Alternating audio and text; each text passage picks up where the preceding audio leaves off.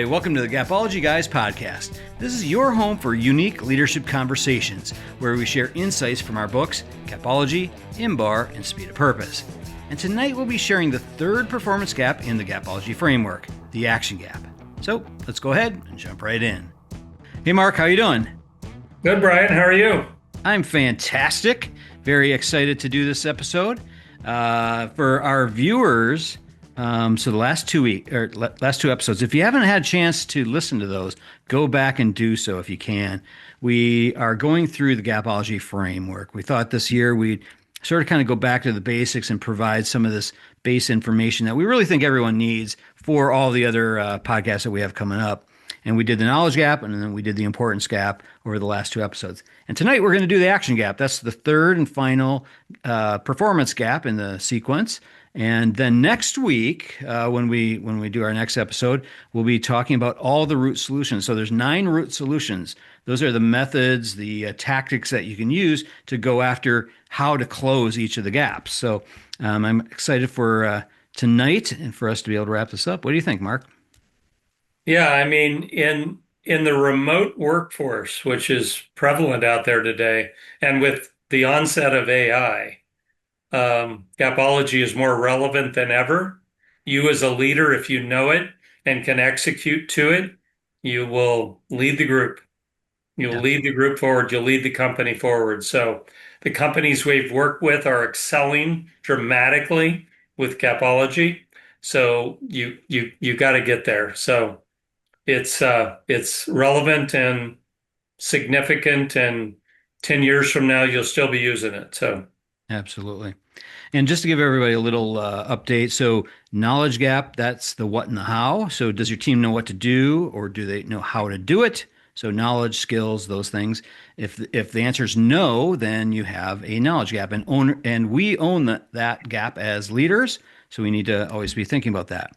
The importance gap, that's the why and the when. So does the team know why they need to do something, and do they know when they need to do something within the scope of all of their competing priorities that they have going on?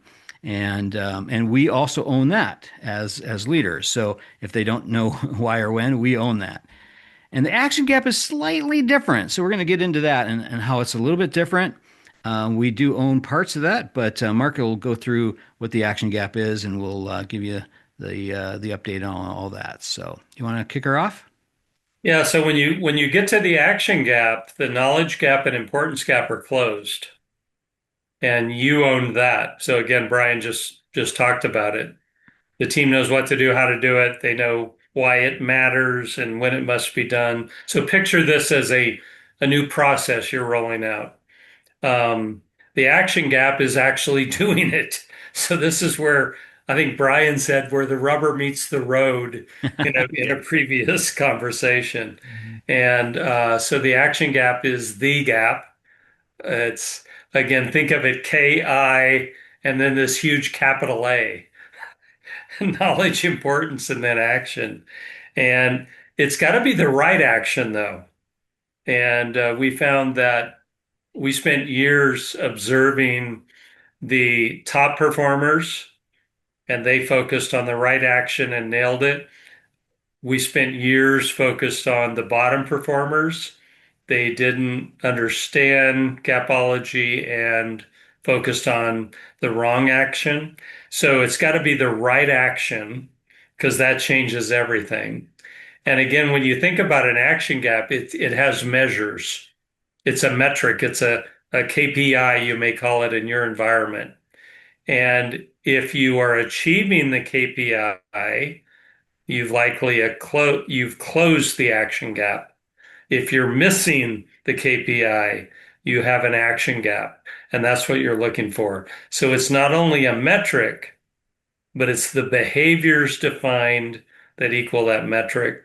And that's the big difference between the top performance, top 10%, and the bottom performance. What do you think, Brian? Yeah, absolutely. In fact, actually, I wrote something down quick that I don't think I've really grasped. So you talked about, we focus on the top performers, we focus on the bottom performers. And I think oftentimes leaders, they really only focus on the bottom. They're only focused on trying to improve that group without understanding what is possible by focusing on the A group. Oh, let me talk about that for a minute. Yeah. So that's so true. So we found that leaders focus excessively on the bottom performers. And because of that, they don't understand the top performers. Mhm. So they don't even they're not as connected with the knowledge gap and importance gap and action gap closures of the top performers. So if they spend an equal amount of time with top performers and bottom performers, they totally get it and they can pass that knowledge on to the bottom performers and change the organizational results in dramatic fashion. We have actually done that and it works. We learned, the leader often thinks they know the most. Well, no, not necessarily. We Yeah. learned so much from the top 10%, the top performers. Go observe their behavior. Go show up and observe what they're doing. Look at their results, figure it out. They may know more than you, and they may have closed the gaps at a different level, and it changes the whole organization when the leader understands the top performers as well and doesn't waste all their time on the bottom. Yeah. The other thing it gives you the ability to do is take what you learned from the top performers, carry it to the bottom 10% and help them get better. We've seen in some cases the bottom 10% rise to the middle or the top because we taught them what the top was doing. So there's tactics that you may not know as the leader that you need to understand. Yeah, absolutely. And by doing that, you're creating your own knowledge gaps. So you don't know what's possible. You don't know what the top, performers are doing. So you have a knowledge gap there. Yeah, so we were in retail and we were selling, you and I were selling $45 per customer, way outpacing the company. And we looked at the reports and we had a store that was selling $65 per customer. That doesn't make sense. What's going on? So I caught an airplane without them knowing it and flew to Maui. I guess I'll admit that. And it visited the store without them knowing who I am and figured out how they were using our tactics and achieving $65 versus 45. We then mastered that into a plan that we shared with the chain and we became the industry leaders in sales per customer because we there was a gap. It was a gap that it was an action gap that was big because we weren't performing at the level of Maui. Does that Hmm. make sense? Yeah, yeah. Changed I, everything for us. yeah, I don't know how I didn't get invited to that trip, but that sounds like a very I think profitable I trip. invited you, but you were going to Minneapolis for the weekend or something. Yeah, yeah, Des Moines or something. Yeah, But we learned so much. yeah, yeah, And then it changed the organization. We taught what Maui was doing to, what do we have, 1,000 stores at that time? yeah, Close to it, 1,000 stores, and everything changed. yeah. So gaps often go in both directions. You can have a gap where someone's not achieving. You can have a gap where someone's overachieving. As the leader, you better know what's going on. Hmm. Yeah. You better know. And we had a episode a while back that we were talking about be a student. So we always talk about being a teacher, and teaching is one of the root solutions underneath the knowledge gap. But being a student, you almost have to be a student first so that you can really learn what you need to go and teach to the rest of the group. Yeah, yeah, yeah. We found that the top performing groups knew what the metrics needed to be. They may have been called KPIs, but they knew what the metrics were when the action gap was closed. Does that make sense? Yep. They knew what the metrics were. But the thing that changed everything is they also knew what the behaviors were that equaled those metrics. So they connected the behaviors and the metrics, and they had it.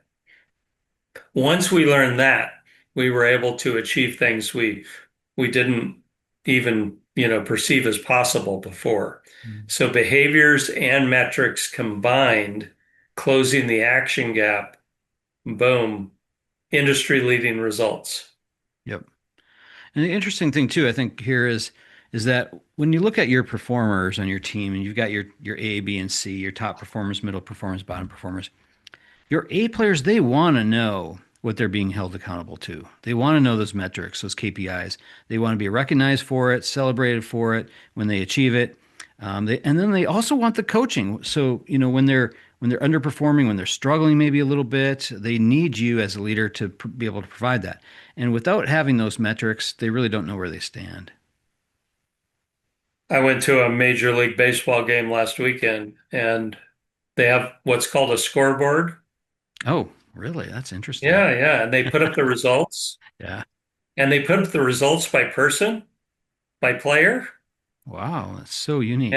it's like very motivating to that player to have great results up on that scoreboard, Hmm. because their family's sitting there watching the results come by. So we found that the winning leaders were incredibly consistent at posting the results, publishing the results, ensuring that the result expectations were known by all. And that motivated the team to get there.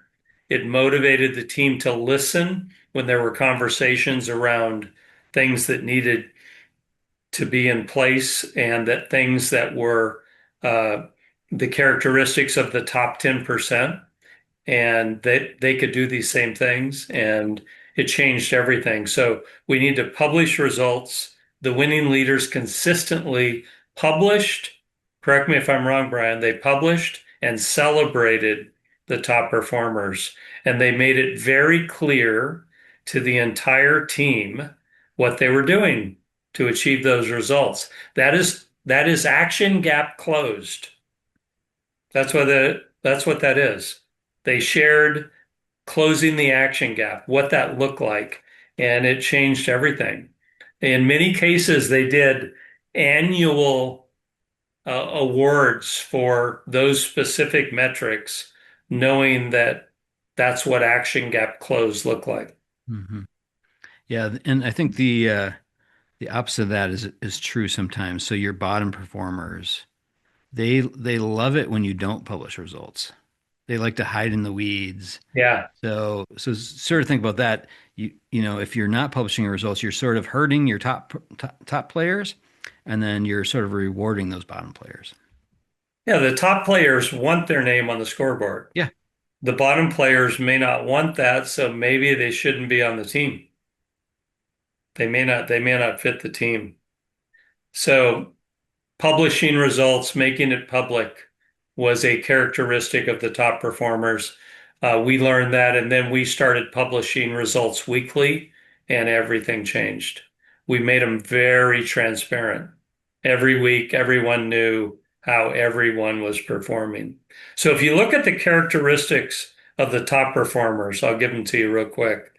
They knew the results, they reviewed them, so they would know how everyone was performing. They then combined that with going out and observing behavior. So they would look at the behavior of the top performers and the behavior of the bottom performers. And oh, wow, it became quite clear why the results were different. They then listened and asked a lot of questions. So they weren't talking a lot, they were listening and asking questions so that they understood it. And from that, they identified the gaps in their team and they were able to close them. It became rather obvious. And through that, they became top performers. And we were doing this 20 years ago, 20 years ago now. Yeah. Um, and what we can tell you is those same top performing leaders that close the action gap are top performers today. So what they learned back then, they're using today and teaching to others, and they're incredibly successful. We are so proud of the people that we taught Gapology to in the early days because I mean, they're up to what, president level of Yeah. companies, of very successful companies, Mhm. and they built it on Gapology. Yeah. Yeah. I just talked to one today, as a matter of fact. And I think it's it seems like such a simple process, but it's one that people don't do, and they sort of just look at the reports and go, okay, they might make a phone call, they might, send an email, but to actually get up and go and observe it and look at what are the behaviors that are actually producing these results, and then being open enough, transparent enough with your team, creating that psychological safety with your team where you can ask questions, you can listen to the answers, you can maybe ask a probing question or two, and really get to know your team and find out what they're facing. What are some of those obstacles, those roadblocks that are kind of in the way? I think this process gives you the ability to do that. Yeah, yeah. So the action gap is the gap. So when you close the knowledge gap, the importance gap, you're working to close the action gap. When the action gap closed, you're achieving great results. So think about that. KIA, and again, Kia, I haven't got the check yet, but they owe us a lot of money. We've made them quite famous. I think we were ahead of them in terms of KIA, knowledge, importance, and action. Maybe, The yeah. other thing that has become very clear to us is that remote work makes closing action gaps more difficult and that action gaps are more prevalent. So, as a leader, you got to be really good at this in order to win in a remote work environment. You've got to know what your team is doing. So, we found some behaviors that are critical there. So, you've got to be really good at measuring the performance of remote workers. You've got to have KPIs that equal their performance so that you understand that. You've got to have regular follow-up so that you understand that as well. Brian said, I think you haven't made it a t-shirt yet, have you? Busy ain't productive. I think we might have that one actually. I'm Oh, pretty we sure. do. I'm pretty So sure. busy ain't productive. So often your team will say, hey, I'm really busy. I'm working hard. Hmm. Busy ain't productive. The metrics speak for how busy you are and if you're doing the right thing and if you're closing the action gap. So it's in the numbers. It's right there. So we found that the C group leaders were incredibly ineffective and tended to blame the team and not take ownership for action gap issues. As an owner, as a leader, you still own the action gap being closed. Your team just has to close it. You've got to lead them in that direction. The A group was incredibly consistent in follow up, giving feedback, and celebrating success. Let me give you those again. They were incredibly consistent in follow up on the results, feedback,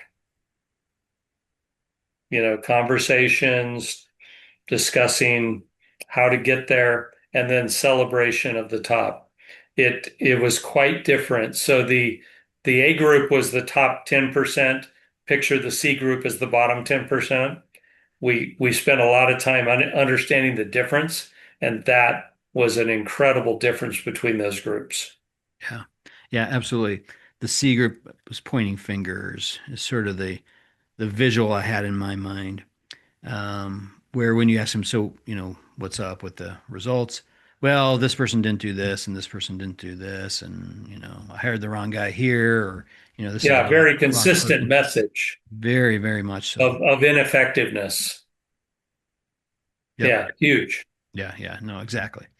But the A group, and then when you're talking about their results, they're very much willing to share those celebratory remarks. When you say something to them, well, they gave credit to other people, but along with it, when you ask, so what did you really do?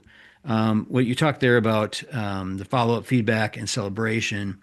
That feedback element, it was really a sort of a coaching mindset that they felt that responsibility for being that teacher that we talked about earlier, being that coach, challenging when necessary, but also providing the positive feedback as well. So all of those elements.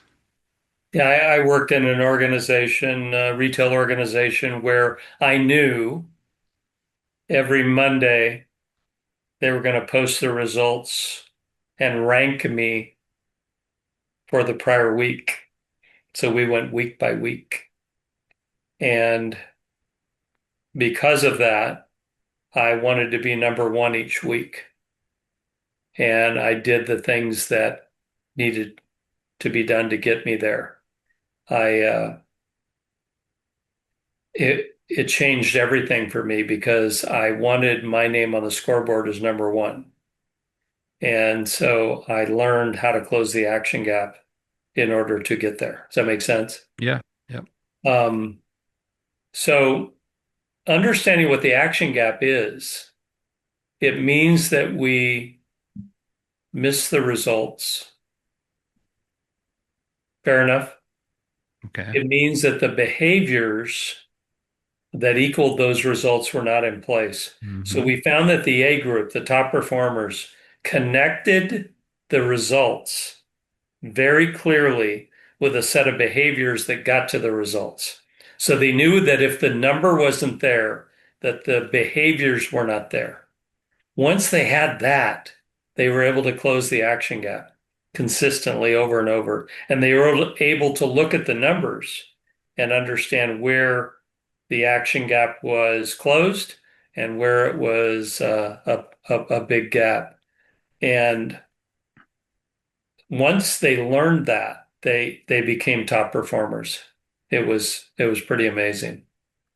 Yeah, as leaders, I think that's important to understand is that the results, the metrics, those are your pieces of evidence that you can look at to say, okay, so what created this? Yeah. And then you just take a step back and you say, okay, so now what were the behaviors that were supposed to be in place and why weren't they and so forth. And then you go and you use that coaching technique we talked about and you apply that to the behavior. So you don't coach the metric, you coach the behavior because that's going to change that result Yeah, overall. that's what closes the gap. Yep.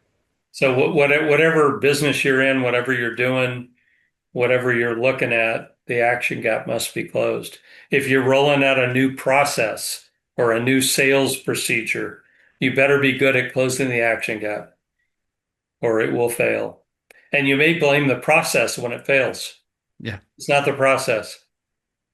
Right. It's One of not the the, it's, things it's the behaviors. Yeah, one other thing that I think is important. So, we're talking about metrics and all that. If you're in an organization and you don't have metrics, you don't have some sort of tangible thing that you can actually put on a spreadsheet or scoreboard. What do you think, Mark? What would be some tactics that you would use there?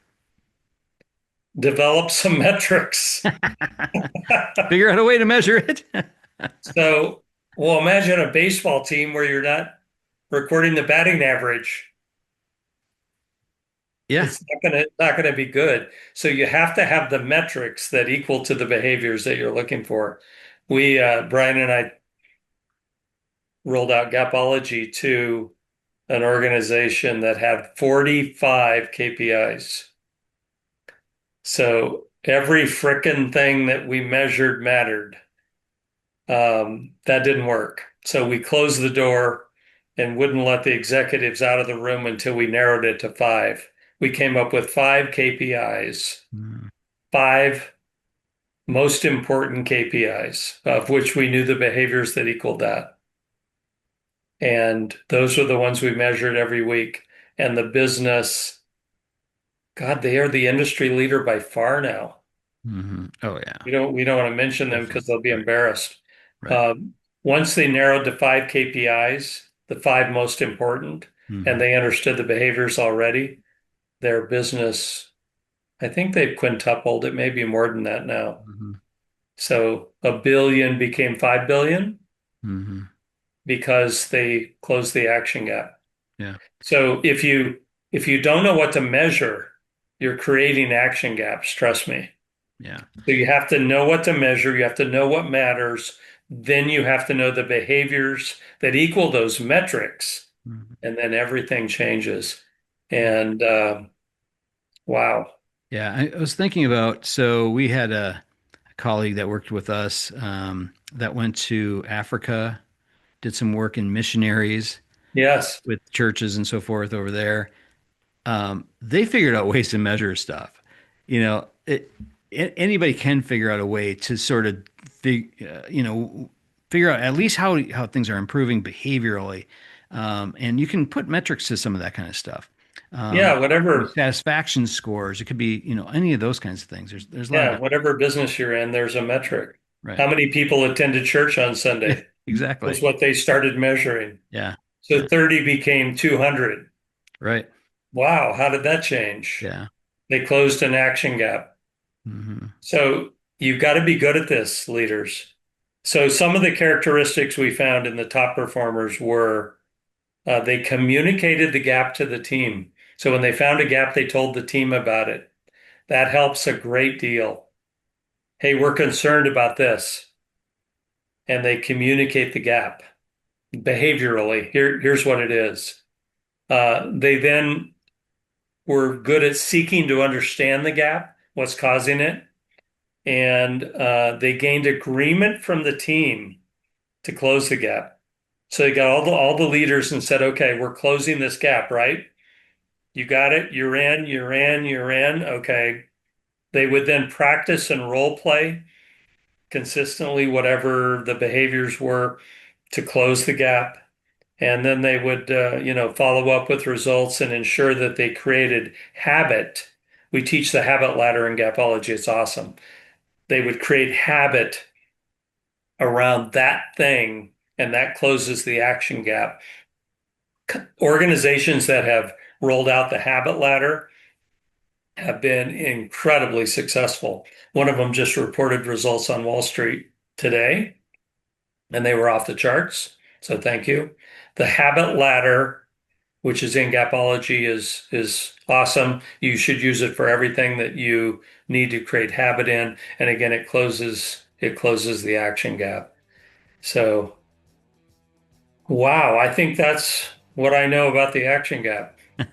Yeah, and we started talking today. We're like, okay, so what are we going to talk about with the action gap? I think we filled the time here very, very well. But if anybody has questions on this stuff, well, first of all, pick up Gapology. That's a great place to go first, or listen to it on Audible. We do have the Audible version as well, if you're more into that. Otherwise, reach out. I would have both, by the way, just so you're clear. So I use both. Mm-hmm. So I will play a chapter. Everyone would think, if you wrote the chapter, why would you have to play it? I learned so much by playing it because the context changes and I learned from what was said back when. And so you need both the book and the book for everyone, which has an executive summary that can read in an hour and get started. But Audible does help because often we're in the car, we're in scenarios where we can listen in the AirPods to, Audible. And so you need both. Right, right. I think you just miss hearing my voice. I'm sorry. Between the two. Well, that's podcasts. true. Oh, that's right. You're the Audible voice. Yeah. That is correct. Or maybe Joleanne. My wife. And Joleanne. So you guys did a great job. Yeah, thank you. But if anybody has questions, feel free to reach out. You can reach us on social media. LinkedIn's the best way, probably there. Otherwise, contact@gapology.org is our email. You can always reach out to us that way. And we'd love to hear from you. But thanks again, Mark, for another great episode. Thanks, Brian. Thanks, everyone. All right, everybody take care. Bye-bye. Bye. All right, that'll do it from here. For more information on any of the Gapology books or the workshop options that we provide, head on over to our website, gapology.org. Everyone have a fantastic week. We'll talk to you soon.